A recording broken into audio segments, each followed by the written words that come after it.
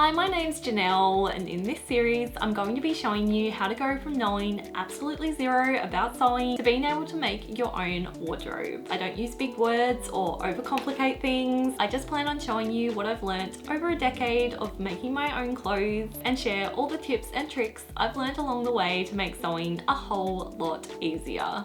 In this video, I'm going to show you how to confidently sew buttonholes both manually and with the inbuilt buttonhole stitch of your sewing machine. I'll also be sharing how to sew buttons directly onto your garments with a sewing machine, which is honestly such a time-saving hack and something I really wish I learnt sooner.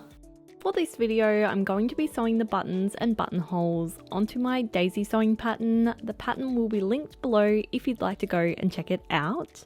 And I'm going to be using these small 4-hole buttons.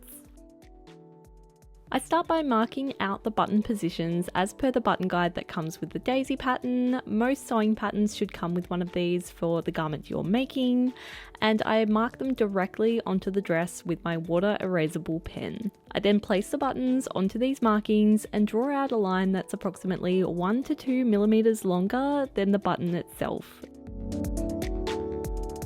So the buttons should sit snugly inside the lines we've just drawn.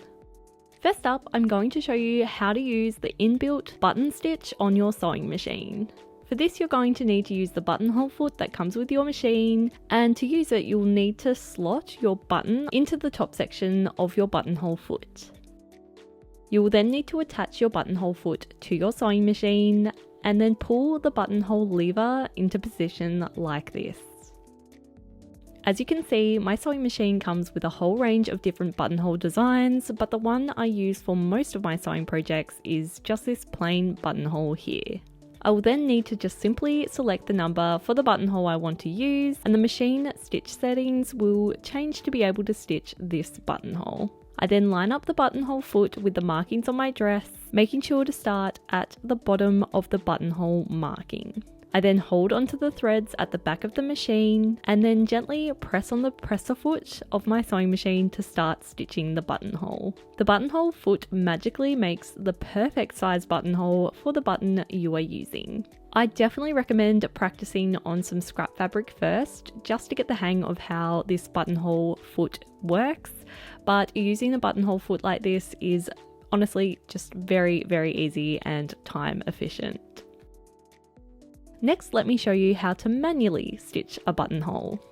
If you would like a little bit more control over the look of your buttonhole, or if you don't have a buttonhole stitch inbuilt into your sewing machine, then you can manually stitch them instead. Mark out the buttonhole positions as I showed earlier, and then set your sewing machine to a zigzag stitch.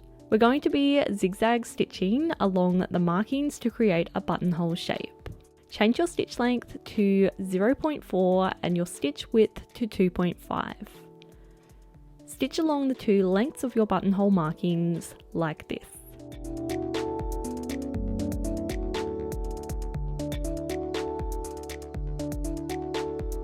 Then change your stitch length to 0.2 and your stitch width to 5.5 and sew a few stitches along the top and bottom of your buttonhole to finish it. Then tie the threads at the back together into a double knot and then simply snip away all of the loose threads. Next, you're going to need to use a seam ripper to open up your buttonholes by slicing the fabric inside, being very careful not to accidentally cut any of your stitching.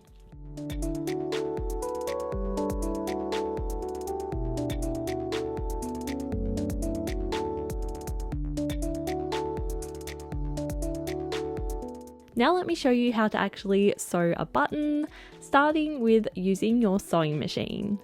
Overlap whichever side you have made the buttonholes onto the side you're going to be placing your buttons, and mark the position of the buttons with a water erasable pen or some tailor's chalk.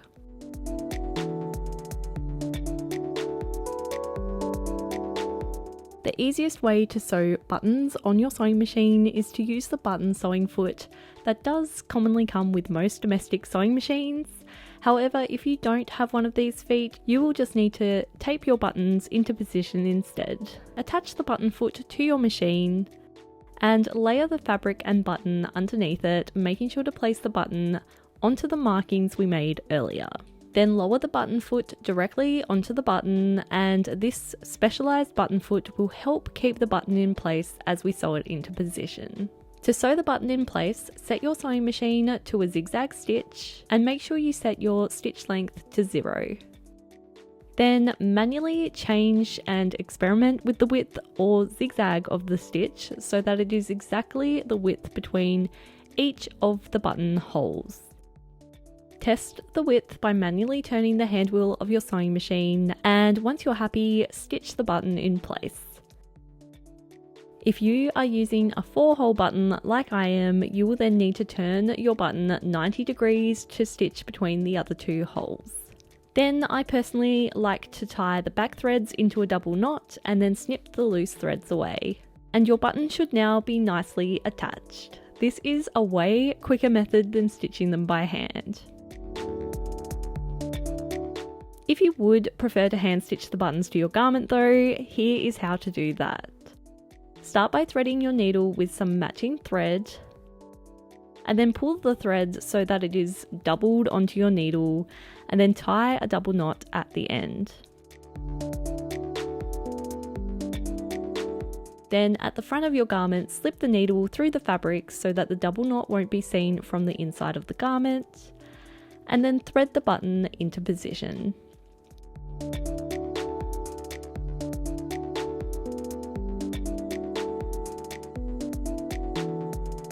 Stitch up through one of the button's holes and then stitch back down through the opposite hole.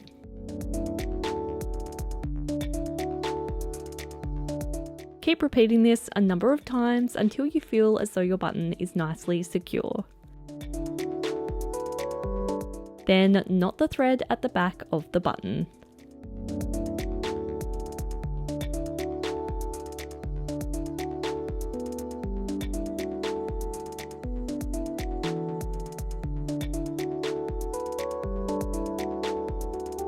And that is how to simply hand sew a button. So I hope you found this video helpful and that you are feeling a lot more confident when it comes to sewing buttonholes. If you've been watching all of the videos in this series up until now, you now have the skills and knowledge needed to make my Daisy dress pattern and my Hannah wrap skirt pattern. I'll have them both linked in the description below this video if you'd like to go and give them a try. In the next episode of this series, I'm going to be showing you my tried and true method for sewing zips. So definitely make sure you subscribe to my channel so you don't miss out on that. If you did learn something from this video, then it would really mean a lot to me if you could give it a like. And thanks so much for watching this video until the very end, and I'll see you in the next one.